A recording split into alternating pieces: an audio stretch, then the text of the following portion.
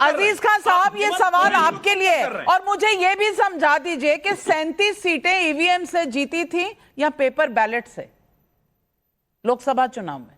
नाविका जी, मैं देख रहा हूं कि जिस तरह ईवीएम की वकालत हो रही है, इतनी मोहब्बत क्यों है ईवीएम से?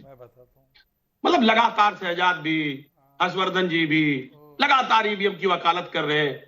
मैं ये नहीं समझ पा रहा हूं कि कितनी मोहब्बत क्यों। दूसरी बात, मैं लगातार देखिए, तमाम लोगों ने एग्जाम्पल दिया, तमाम जो डेवलप्ड कंट्री है, 122 कंट्री, तमाम कंट्री वो चाहते हैं, वो ईवीएम से चुनाव नहीं करा रहे हैं।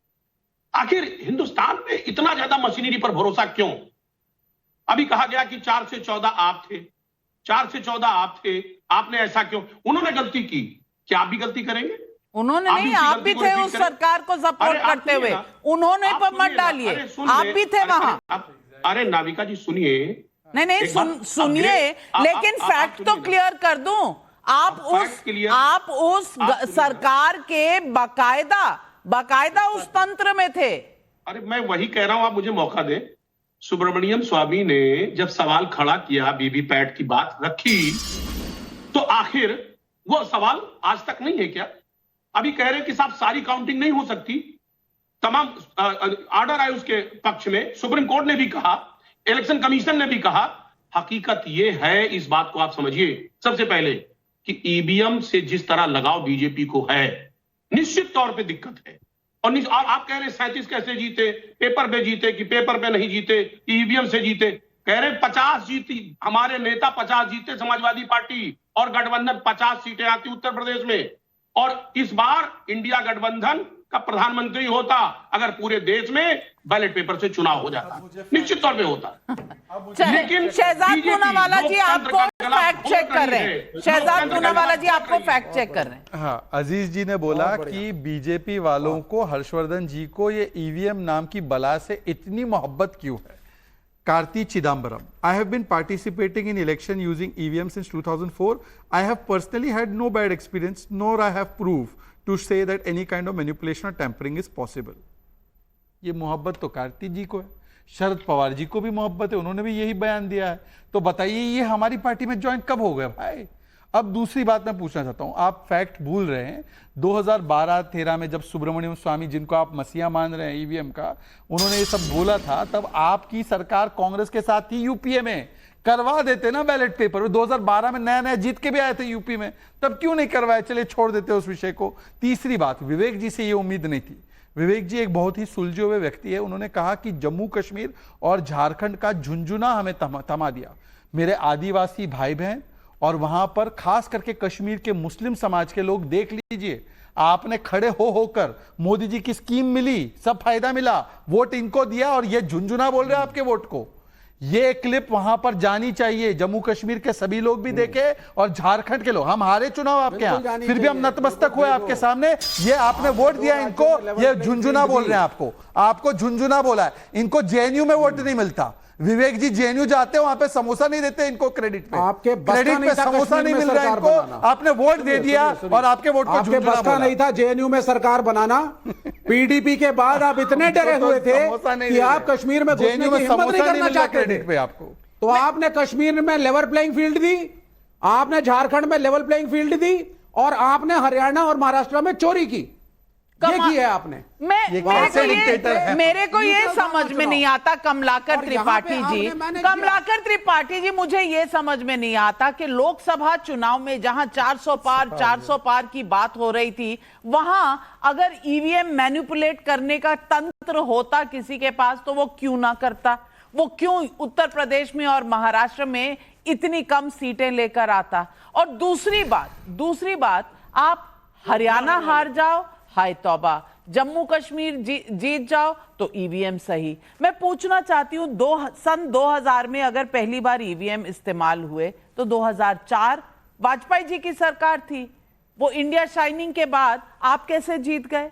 और आप जीत गए तो कोई सड़क पर लेट गया था कि भाई नहीं हम जीते हैं, इनको नहीं जीतने देंगे? कोई लेटा था क्या? 2009 में जब आप कह रहे किताबें लिखी गई और कहा गया कि ईवीएम पर डिपेंड नहीं करना चाहिए, जीते आप, कोई सड़क पर नहीं लेटा था कह के कि भाई इन्होंने चोरी की, इन्होंने ये किया वो किया। ये आप लोग इस रास्ते क्यों जा रहे हैं कमलाकर जी?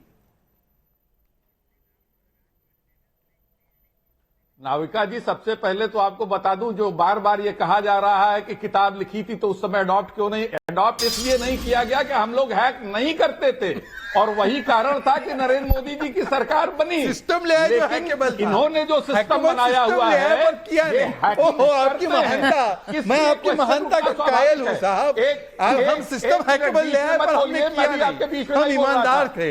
डिबेट को कायदे से होने दीजिए, एक मिनट। नहीं, कायदे से ही हो नाविका रही, जी, आपको किसने हैक कर दिया? भिंड आपको के किसने हैक अटेर किया में है? डेमो- ये राहुल गांधी को बोलो भिंड के हैकिंग छोड़ो। अटेर में डेमो में हाँ। बीच में ना बोलिए, मैंने बोला ना, सुनो। Let it be a proper debate. हाँ जी, भिंड अच्छा के आप अटेर बोलने में, दीजिए ना।